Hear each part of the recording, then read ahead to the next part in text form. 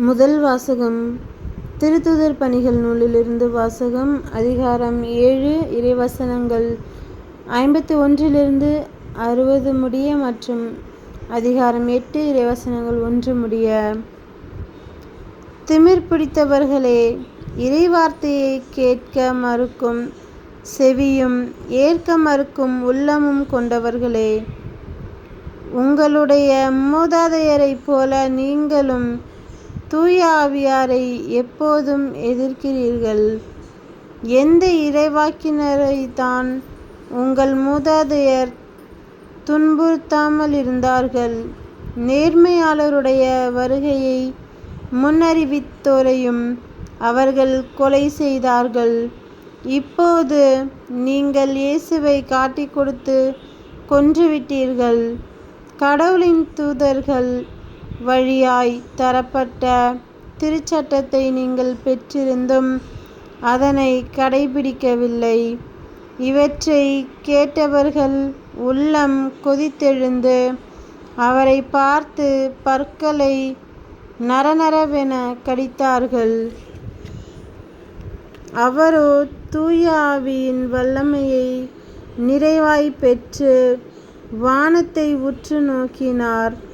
அப்போது கடவுளின் மாட்சியையும் அவர் வலப்பக்கத்தில் இயேசு நிற்பதையும் கண்டு, இதோ வானம் திறந்திருப்பதையும் மானிட மகன் கடவுளது வலப்பக்கத்தில் நிற்பதையும் காண்கிறேன் என்று கூறினார்.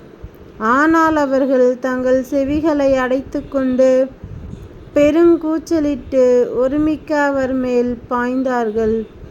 நகரத்திற்கு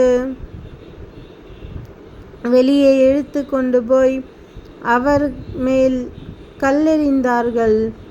சாட்சிகள் தங்கள் மேலுடைகளை சவுல் எனும் இளைஞரிடம் ஒப்படைத்தார்கள்.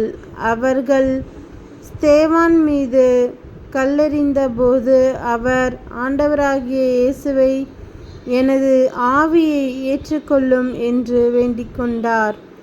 பின்பு முழந்தாள்படியிட்டு உரத்த குரலில், ஆண்டவரே, இந்த பாவத்தை இவர்கள் மேல் சுமத்தாதேயும் என்று சொல்லி உயிர்விட்டார். ஸ்தேவானை கொலை செய்வதற்கு சவுலும் உடன்பட்டிருந்தார். அந்த நாட்களில் எருசலேம் திருச்சபை பெரும் இன்னலுக்குள்ளாகியது. திருத்தூதர்களை தவிர மற்ற அனைவரும் யூதேயா சமாரியாவின் நாட்டு புறமெங்கும் சிதறடிக்கப்பட்டு போயினர். இது ஆண்டவர் வழங்கும் அருள்வாக்கு. இறைவா, உமக்கு நன்றி. நற்செய்தி வாசகம். புனித யோவான் எழுதிய நற்செய்தியிலிருந்து வாசகம்.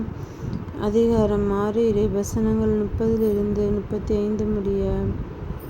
அவர்கள், நாங்கள் கண்டு உம்மை நம்பும் வகையில் நீர் என்ன அரும் அடையாளம் காட்டுகிறீர்? அதற்காக என்ன அரும் செயல் செய்கிறீர்? எங்கள் முன்னோர் பாலை நிலத்தில் மன்னாவை உண்டனரே, அவர்கள் உண்பதற்கு வானிலிருந்து உணவு அருளினார் என்று மறைநூலிலும் எழுதப்பட்டுள்ளது அல்லவா என்றனர். இயேசு அவர்களிடம், உறுதியாக உங்களுக்கு சொல்கிறேன், வானிலிருந்து உங்களுக்கு உணவு அருளியவர் மோசே அல்ல. வானிலிருந்து உங்களுக்கு உண்மையான உணவு அருள்பவர் என் தந்தையே. கடவுள் தரும் உணவு வானிலிருந்து இறங்கி வந்து உலகுக்கு வாழ்வு அளிக்கிறது என்றார். அவர்கள், ஐயா, இவ்வுணவை எங்களுக்கு எப்போதும் தாரும் என்று கேட்டுக்கொண்டார்கள். இயேசு அவர்களிடம், வாழ்வு தரும் உணவு நானே. என்னிடம் வருபவருக்கு பசியே இராது. என்னிடம் நம்பிக்கை கொண்டிருப்பவருக்கு என்றுமே தாகம் இராது. இது கிறிஸ்துவின் நற்செய்தி. கிறிஸ்துவே, உமக்கு புகழ்.